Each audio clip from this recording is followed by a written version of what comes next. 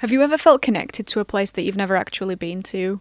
Have you ever had that feeling inside you where something yearns for somewhere that you've never been? This sounds a bit like a sales pitch, but it's not. I'm not trying to sell you anything. If you answered yes to either of those questions, well, so have I. It's a strange feeling, and you never know exactly what will cause it either. It's like a brief moment of soul recognition, but it's really hard to explain and describe. I know that I'm not the only one who's ever felt this, and that lots of other people have as well. However, it feels very much like a singular experience, and that within itself is a really weird thing. Hi, my name is Hannah, and I want to explore the odd sensation of feeling really comfortable with a place that you've never actually visited or been to or lived in. And I'm going to explain it with my own example. So I've never actually been to New York City, but I feel like I have been. After the years of watching it on TV and films and playing it in video games, the depictions of it have been so ingrained into my brain in a really familiar way. They're practically seared onto it. If I were to actually go there, the reality is that I couldn't give you directions. Without maps, I wouldn't know which way to start walking, and I would be lost in an instant. But somehow it doesn't feel like that. It feels as though I could walk seamlessly through any of the 5 boroughs and know exactly where I am.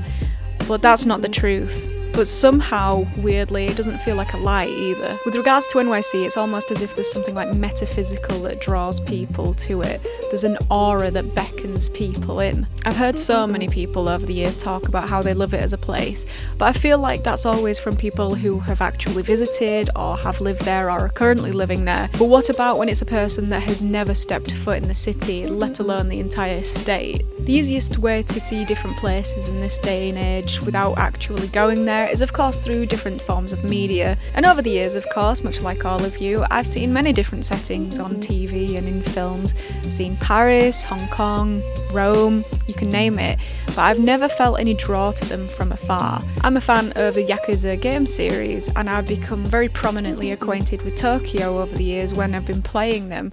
But same thing, even though that there are quite literally like-for-like depictions of real-life Tokyo in the games, I don't feel a draw to it.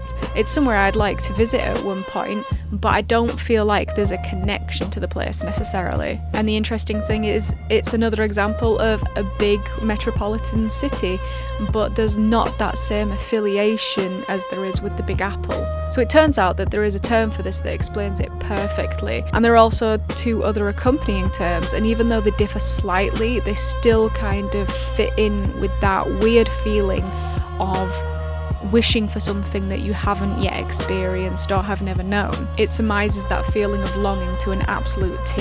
So you'll have to forgive me for my pronunciation of these words, especially 2 of them, because one is German and one is Welsh. I live next to the Welsh, I cannot speak Welsh, so I apologise to both countries in advance. I did look up the pronunciation. If Google Translate is anything to go by, then hopefully I'll get it somewhere near, but once again, bear with me. So the first one is Fernweh, I think, unless it's Fernweh. Like I said, this is the German one, and it means a far sickness or a longing for far off places. It represents a need to go to a location you have never been. So that is it in a nutshell. That is how I feel about New York City in an all-encompassing term.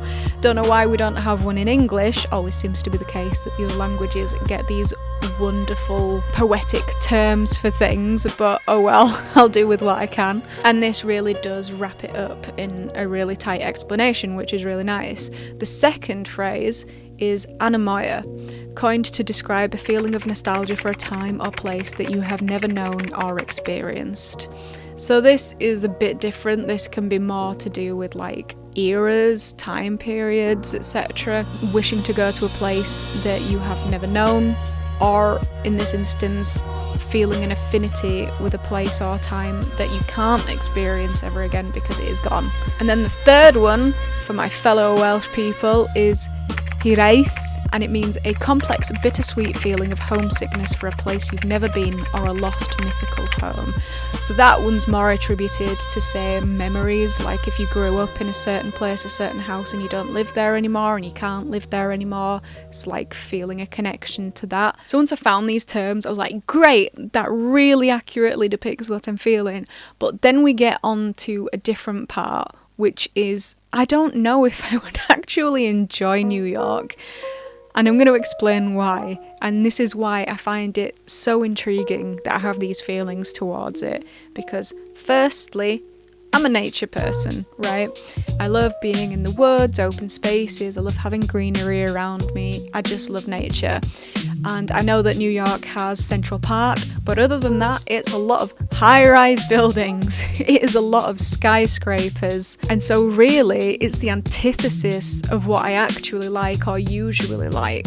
So I find it so intriguing that I'm drawn to a place that is the opposite to what I usually go for. I mean, if there was a picture in the dictionary under the word juxtaposition, New York for me would be there. Secondly, despite being a slightly hyper noisy musician person, I do also like my quiet time, and New York is known for its noise pollution at all times of day and night. In 1912, a newspaper literally gave it the nickname the city that never sleeps, and so that is not quiet. That is hectic and chaotic, and even though my personality can sometimes be hectic and chaotic, I need that balance. I need the rest time, and it just seems like New York is just such a bustling place that it's harder to have that. And then thirdly, it's a very apartment-based city. I'm not saying that they don't have regular houses, but I'm very much a house person. Not as in the music, as in I like houses that have standalone features, more than one floor, and where you don't obviously have neighbours any which direction that you care to point.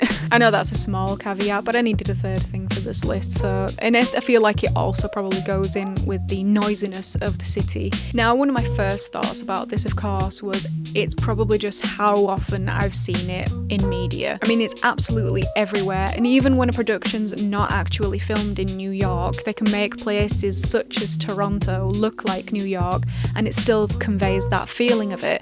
So I was like, right, yeah, there are so many TV shows, etc., that show it. It's probably just the being exposed to it for so many years. I'm sure you yourself have countless examples of how many times you've seen it on TV.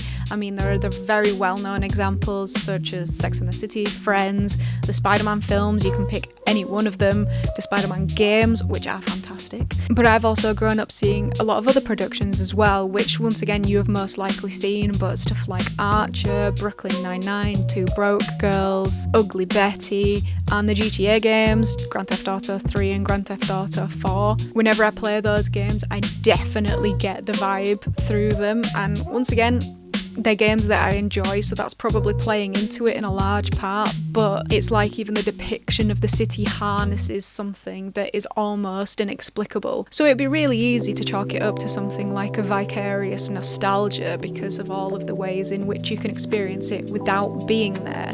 But then again, there are other places that have been shown just as much and that feeling's not there. Predictably, the place that I'm referring to is Los Angeles. It's in absolutely everything, and then if we're going back to games, it's in Grand Theft Auto San Andreas and Grand Theft Auto 5, which I've played many hours of, so once again I'm very au fait with them. And there are so many like-for-like locations in those games that it's hard not to feel at home within those worlds when you're playing them.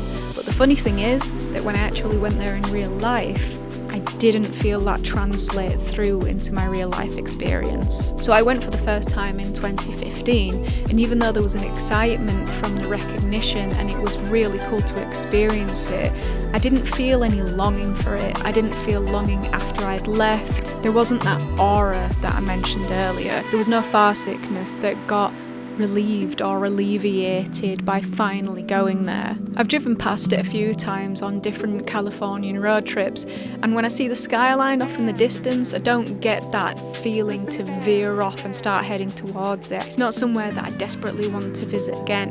I feel really grateful to have visited it, and I'm thankful that it's a box that I got to tick off on my journeys of travelling.